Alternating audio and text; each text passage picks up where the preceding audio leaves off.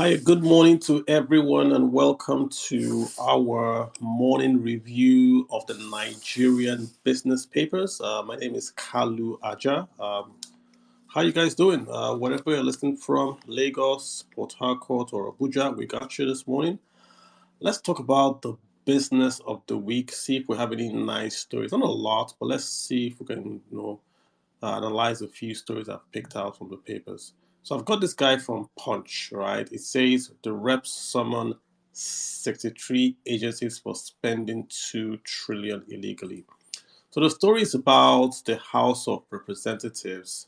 They are summoning about 63 MDAs. These are like, not ministries per se, but agencies of the government like NPA, NPC, all that kind of stuff, right? They are summoning them to come and do a public presentation of their accounts. So the House of Reps Committee on Public Accounts is summoning them based on a query written by the President of Nigeria, Mr. Muhammadu Buhari. So what's going on is this: the federal government, right, has this budget, and it's essentially allocates funds to MDAs. No, it allocates funds to ministries, right? But the MDAs, if they don't get funding from the budget, they can go off budget and essentially fund themselves via internally generated revenues. So what's going on, and you can hear that the reps sometimes say this: if you're like an MDA that generates revenues, because you don't go to the budget and get appropriation, these guys essentially just spend as they see fit. There was a time the budget of the NAPIMS was trending back in Nigeria. I think it was a month ago. The budget of NAPIMS was online, and you could see they were spending 89 billion on public relations. I mean, they were spending billions on internet, postage, just not overly the top spending, because they don't go for appropriation, so they get internal revenues and they can spend as they deem fit, right? The only law I'm aware of is that they should remit 25%. I'm not sure if they should remit or if they can keep 25%. I'm not really sure of the current status, but one I remember is that the government says they have to remit minimum 25. If it's more than that, someone can let me know, right? So the president is now saying that, listen, lots of money is being spent without appropriation approval. That amount is up to 2 trillion. I want the distinguished senators and honorable members to look into it, right? And then stop more or less the spending of the money. I'm surprised the president is going this route. These MDAs are federal, right? Even though they are federation assets, these are federally. He appoints the CEOs of these MDAs. He appoints the CEO of, say, NPA, of NIMASA. They are appointed by the president. Why can't he call them one by one and say, let me see your budget, and then take action where necessary? So this looks to me like a big PR event. The House of Reps is going to call people in before the election. They're going to talk. They're going to say, "Oh, you spend this." Newspapers will carry, but nothing will get done. We've seen this movie before, right? Haven't we seen it before? We've seen it before, where lots and lots and lots of folks just come to the National Assembly. They sort of embarrass them, and then, oh, you spend this or didn't spend that, and then they go. So, I mean, the fastest way is for the president that appointed the MDA CEOs to call the MDA CEOs and say, why are you not remitting money? Why are you spending money? And if you can't do it, yeah, no leave. That to me is the fastest thing that can happen. And that will show a bit of seriousness on the president's part. All right, that's just my take on that. The last story I have here is the domestic airlines, right? The domestic airlines in Nigeria are asking the federal government, or the courts in this case, to terminate the federal government and Ethiopian Air deal. So you have airlines like Azam Airlines. What are the other guys that are part of Air Peace, Max Air, Top Brass? These are under the Airline Operators of Nigeria. They've essentially gone to court. They've taken Nigerian Air Limited to court. They've taken Ethiopian Airlines, the Attorney General, and of course the Minister of Transportation, to the Aviation or Transportation, Sirika. They've gone to court, and their prayer is essentially saying that Ethiopian Airlines was not properly vetted, and that the minister has an interest in the company that did the actual vetting. And I'm sure that's a security risk. They are saying that if you bring in a foreigner to become the local carrier, it's going to essentially put them out of business because they, of course, the foreigner will then get this what they call the BASA, the licenses, right? So Ethiopia will be able to fly to London more times by simply using Nigeria's what's the word for it? The BASA code, so that allows an airline from a country flying to another airline. That's what's going to happen more or less. So Ethiopia will then be able to use Nigeria's codes to fly to say London, to New York, to Hong Kong, in addition to Ethiopia's own code. So they will double their flights, make more money, and of course, an airline like Air Peace won't be able to compete because you can't fly the same way they are flying. So their prayers is that they're essentially saying they don't want the competition, especially competition from a foreign airline. As a Nigerian, you're torn between should you support their argument or should you just go with the business sense of it. On the business level, Ethiopia is a far better airline than anything Nigeria has. They're the number one airline in Africa. So in terms of quality that are going to bring to the table, they are the number one airline in Nigeria. And hence, it just speaks to how we have run our Nigerian Airways to the ground and how Ethiopia has basically run theirs and kept theirs really on top. And it's a good relationship because it's Africa to Africa, so we can say, hey, we're handshaking across the African continent to build something good. I see the business sense in it, but I also understand what they are talking about. These are Nigerian airlines, and yes, they will get impactly affected if Nigeria gives Ethiopia Airlines its slots. I think they will get impacted a lot.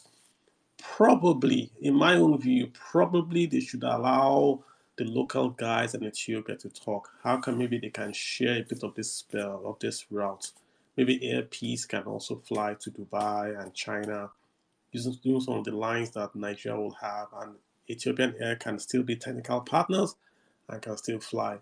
I think it would be maybe a tragedy to allow the local airlines like Air Peace to fail because we have a deal with Ethiopia. I get the business side of it, but I'm not sure Ethiopia or any other country will allow a local airline to fail because they want to essentially have this new airline. It just doesn't seem right in my view. So perhaps we might want to rework that agreement to see how we can bring in the local airlines. It's anti-competition. It's kind of it doesn't sound right to say it, but I would just say maybe we should bring them in and then see what can happen. Right. So the last story I have is this Revenue Mobilization and Fiscal Commission is recommending that we distribute 10 billion in stabilization funds to the states. Right. So essentially, we have this fund called the Stabilization Fund, and what it's for is that if you are a state and you are into serious economic mess not caused by your actions, then you can get these funds to essentially tide you over. Like for instance, the Cross River State has been getting, is it 500 million or so, from the stabilization fund because Cross River lost Bakassi Peninsula, and they got a lot of refugees right from Bakassi, i.e., from the Cameroon side now, moved over to Cross River State, and of course, they had to be settled. So, Cross River for 5 years has been getting about 500 million since 2008 from the stabilization fund because of this unusual expense of resettling the refugees that have come over from Bakassi, things like that. So the Revenue and Mobilization is basically saying all the states now should get something from the fund because all the states are going through, a hardship. I'm not sure if an economic hardship in quotes is an emergency like that. We should go in and to take the money from the funds. The states have been poor managers of funds. Remember, the states have gotten the bailouts from the Central Bank of Nigeria and also the federal government. They've also gotten an excess share of the Nigerian liquefied natural gas revenues as an extra loan that was given to them way, way, way back when we had Ade Osun as the finance minister. That money has gone. There was a leak tape, if you guys remember, a leak tape where the CBN governor was essentially lamenting that the states are not going to pay back. Where was he going to find 500 million naira to cover what he had given to the states? So that's where we are right now, that the states, most of them, they overspend. The states asking for help are the same states that are buying Cadillacs for emirs, the states that are building airports when they should be building schools. So they really don't have that strong case to make. The states are suffering. Yes, I agree.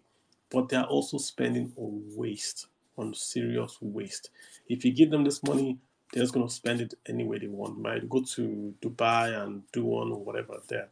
So perhaps you might want to do a targeted, how it's done across the world, a targeted, grants to say, hey, if you do this, spend this a naira on education, we will also spend a naira on education. So if your state commits to spend 100 million, the federal government gives them 100 million, and it goes to education or health, something like that.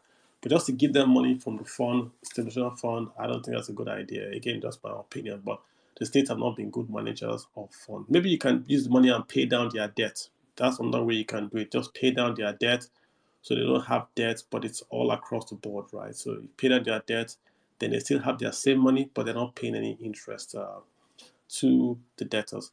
Yeah, and other stories are also, so that's the three main stories I have this morning. The other ones is the federal government wants to increase its transmission company of Nigeria's capacity by 1,000 megawatts. Wow, 1,000 megawatts. Hey, nice one, and all that. So, and also, what other news there? 5G, we're still talking 5G, nothing yet concrete there. But that's what we have, guys. It looks like a good Monday. Not a lot of bad news. I think, yeah, not a lot of bad news. I think the main news for the week is going to be the Naira exchange value.